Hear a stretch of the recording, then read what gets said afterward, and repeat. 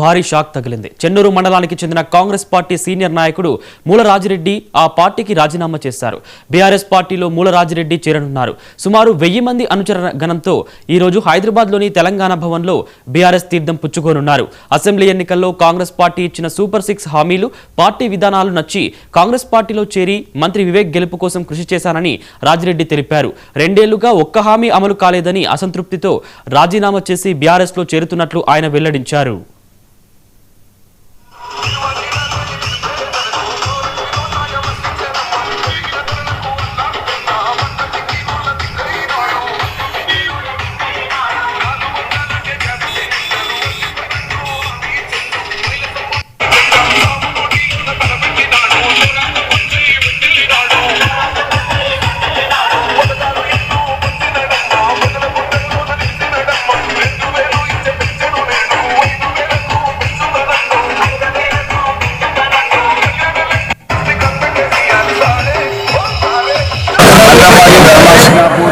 Bheemaram, Chennur, Kodapalli, Chennur town నుండి 1500 మంది Congress party కార్యకర్తలు అందరం కలిసి ఈరోజు బాలిక సుమనన్న గారి నాయకత్వంలో, కేసీఆర్ గారి నాయకత్వంలో మేము ఇలా కేటీఆర్ గారి సమక్షంలో ఈరోజు తెలంగాణ భవన్లో చేరుకోవడం జరుగుతుంది.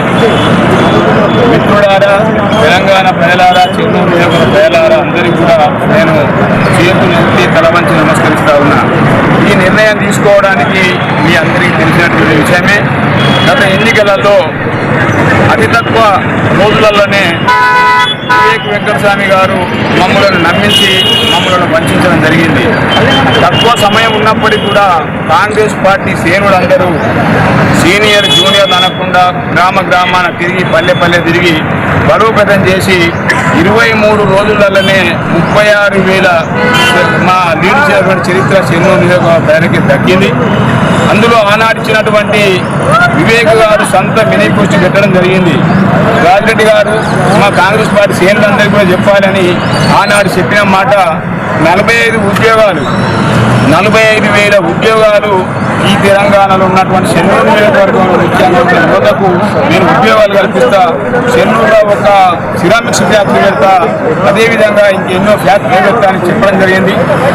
ఏదైతే ఎన్నో సంవత్సరానికి ఉద్యోగాల కొరకు ఎదురుస్తున్నటువంటి నిరుద్యోగులకు